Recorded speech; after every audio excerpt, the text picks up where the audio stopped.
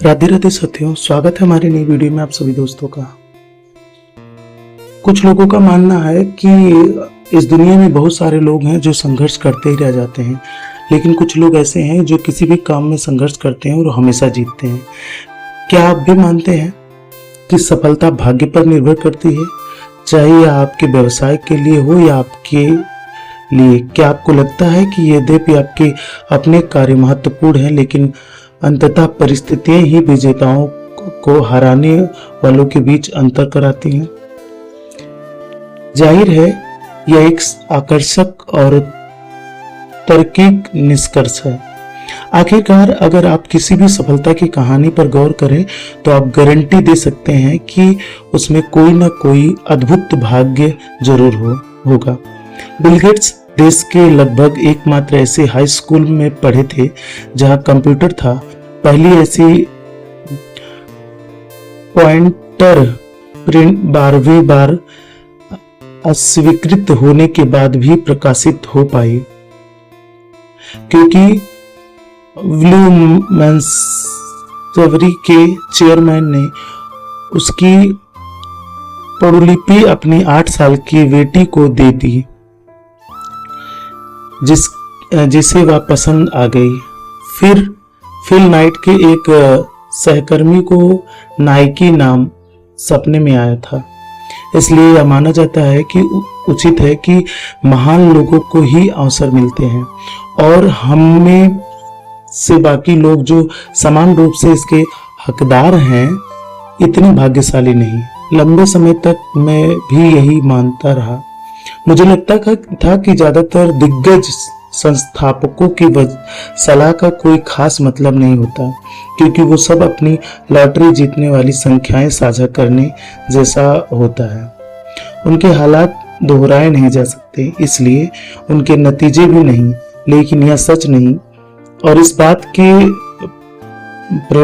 प्रमाण के लिए कि यह सच नहीं है, आपको केवल भाग्य और संभावनाएं के स्वामी कैसीनो की ओर देखना होगा। कैसीनो बताते हैं कि कैसे बेतरतीब और अप्रत्याशित दुनिया में भी अंत में जीत की गारंटी देना संभव है। गणित बहुत सरल है। कैसीनो हर समय हारते हैं। बेशक वो हारते हैं, वरना कोई भी नहीं खेलता। हालांकि जिस तरह से दावा लगाया जाता है उसके कारण वे 52% बार जीतते हैं। किसी भी खेल में उनके जीतने की संभावना कमोबश हारने की ही होती है, लेकिन समय के साथ उस 52% का मतलब है कि वे हार नहीं सकते। हजारों हजार हार के बावजूद वे अरबों खरबों डॉलर जमा करते हैं। इस दृष्टिकोण से देखने पर यह स्पष्ट है कि अच्छे या बुरे भाग्य के व्यक्तिगत क्षण वास्तव में उतने महत्वपूर्ण नहीं होते जितने वे पहली नजर में लगते हैं। कभी कभी कैसीनो बहुत भाग्यशाली या बहुत बदकिस्मत हो जाता है, लेकिन लंबे समय में इससे कोई फर्क नहीं पड़ता। इसी तरह हम यह मान सकते हैं कि अमीर और मशहूर लोगों को मिलने वाले भाग्यशाली अवसर भी वास्तव में उतने महत्वपूर्ण नहीं होते। हाँ, हो सकता है कि उनका उस व्यक्ति की सफलता पर गहरा असर पड़ा हो।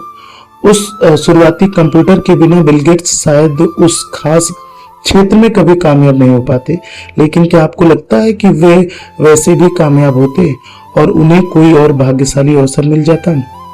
बिल्कुल, क्योंकि वह एक कैसीनो है, वहां 52% बार जीतता है। इसे समझते हुए अगला सवाल स्वाभाविक है कि हम 52% बार कैसे जीतते हैं। हम ऐसे क्या कर सकते हैं जिससे संभावनाएं हमारे पक्ष में हो जाएं? आखिरकार 50% से काम नहीं चलेगा और 48% तो बिल्कुल नहीं चलेगा। हम में से ज्यादातर लोग इसी तरह की संभावनाओं के साथ खेल रहे हैं, और हालांकि कागजों पर यह अंतर बहुत कम लगता है और है भी, लेकिन असल में यह एक बड़ी खाई है। सौभाग्य से इसका उत्तर बहुत सरल है। वह विश्वास रखें कि आप नियंत्रण में हैं। सच कहूं तो यही है कि यह मामूली बात लगती है, लेकिन वास्तव में यह आश्चर्यजनक रूप से दुर्लभ है।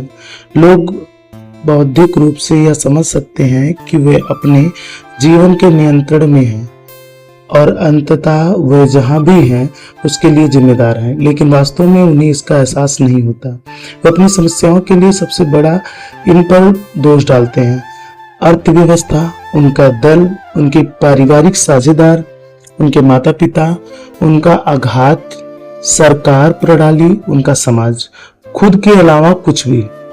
खुद सोचिए, इन सभी चीजों के बारे में सोचिए जो आपको लगता है कि आपको रोक रही है। वे सभी रुकावटें जिनके बारे में आप कहते हैं काश ये चीज अलग होती तो सब कुछ ठीक हो जाता। निश्चित रूप से आपके पास ढेरों रुकावटें हैं, मुझे पता है, लेकिन कैसीनो, बेशक इसका मतलब यह नहीं है कि आपके द्वारा बताई गई चीजें उप आदर्श नहीं है। बेशक वे हैं, ठीक वैसे ही जैसे 48% नुकसान, लेकिन इसका मतलब यह नहीं है कि आपका नियंत्रण नहीं है। इसका मतलब यह नहीं है कि आप अपने हर कदम का चुनाव नहीं कर सकते और हर परिस्थिति में सकारात्मक रचनात्मक कदम नहीं उठा सकते। नेल्स मंडेला ने जेल में ऐसा किया था।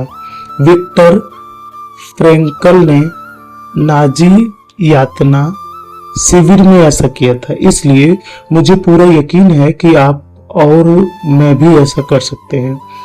इसे सरल बनाने के लिए इसे इन 3 चरणों में विभाजित करते हैं। अपने जीवन में हर चीज की जिम्मेदारी लें, भले ही वह आपकी गलती ना हो। चाहे हालात ने आपको कितना भी परेशान किया हो, आपको अपनी भूमिका पहचान कर उसे सुधारना होगा। यकीन मानिए, आपने भी अपनी भूमिका जरूर निभाई होगी। आप ऐसे खुद को सजा देने के लिए नहीं कर सकते, आप खुद को सशक्त बनाने के लिए कर सकते हैं। दूसरा, परिस्थितियां कैसी भी हों, लगातार सकारात्मक कदम उठाते रहें। यहाँ पर पराजित करने वाला अंतिम शत्रु निष्क्रियता का दलदल नहीं है। सही समय आने तक प्रतीक्षा करना या आत्मदया से डूबे रहना और जीवन को यूं ही बह जाने देना। आपके आसपास चाहे जो भी हो रहा हो, आपको कुछ न कुछ करते रहना चाहिए, क्योंकि अत्यंत व्यक्तिगत कदम का जोखिम आपके विचार से कहीं कम है, केवल उनका संचय प्रभाव ही मायने रखता है। तीसरा, अपने लक्ष्य पर केंद्रित रहें, इस बात की ज्यादा चिंता किए बिना कि आप वहां कैसे पहुंचेंगे। अपने रास्ते से प्यार मत करो, बस मंजिल से प्यार करो। अर्नोल्ड श्वार्ज़नेगर जानते हैं कि वह विश्व बॉडी बिल्डर चैंपियन बन सकते हैं, लेकिन उन्हें यह नहीं पता था कि यह परवाह नहीं थी कि वे वहां कैसे पहुंचे। टेढ़े मेढ़े रास्ते, चक्कर और गलत शुरुआत मायने नहीं रखती।